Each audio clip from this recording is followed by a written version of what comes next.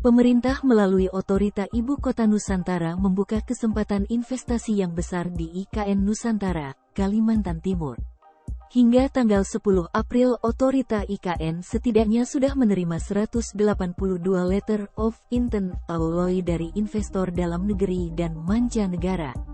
Saat ini, investasi di IKN Nusantara dibagi menjadi dua kategori, yakni top priority dan high priority. Dilansir dari Kontan, Wakil Ketua Otorita Bidang Investasi dan Modal IKN Agung Wicaksono menambahkan, dalam mencapai visi Indonesia Emas 2045, pemerintah Indonesia menetapkan fokus pada fase pertama pembangunan IKN. Terdiri dari top priority yaitu energi, transportasi dan perhubungan, pengolahan air, telekomunikasi, perumahan, dan pengolahan limbah. Selanjutnya, high priority meliputi manajemen perkotaan, teknologi, fasilitas kesehatan, bangunan komersial, sekolah dan universitas, serta kawasan industri.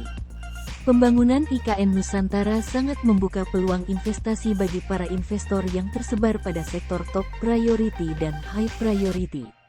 Pemerintah RI juga menyediakan insentif bagi investor yang akan menanamkan modalnya di IKN Nusantara, berupa insentif pajak khusus yang terdiri dari tax holiday, super deduction tax untuk investasi dalam bidang pendidikan vokasi maupun penelitian dan pengembangan, research and development, super deduction donation, pajak penghasilan, PPH, pajak pertambahan nilai, PPN, dan cukai.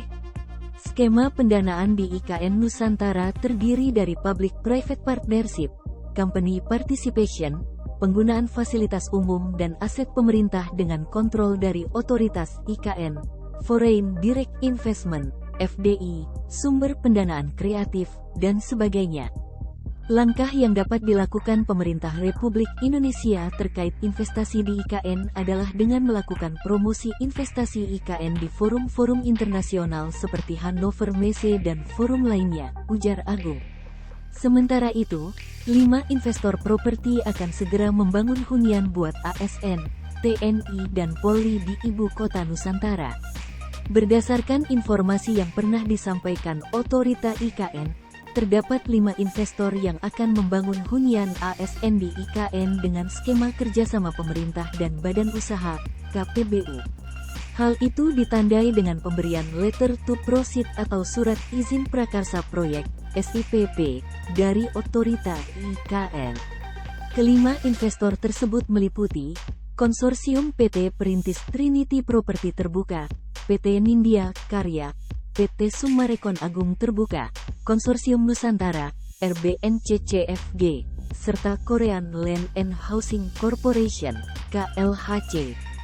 Konsorsium Trinity menanamkan modalnya sebesar Rp1,8 triliun, Nindya Karya Rp1,42 triliun, Summarecon Rp1,67 triliun, Konsorsium Nusantara Rp30,8 triliun, dan KLHC Rp8,65 triliun. Jika dikalkulasi keseluruhan, realisasi investasi untuk pembangunan hunian ASN di IKN mencapai Rp44,34 triliun.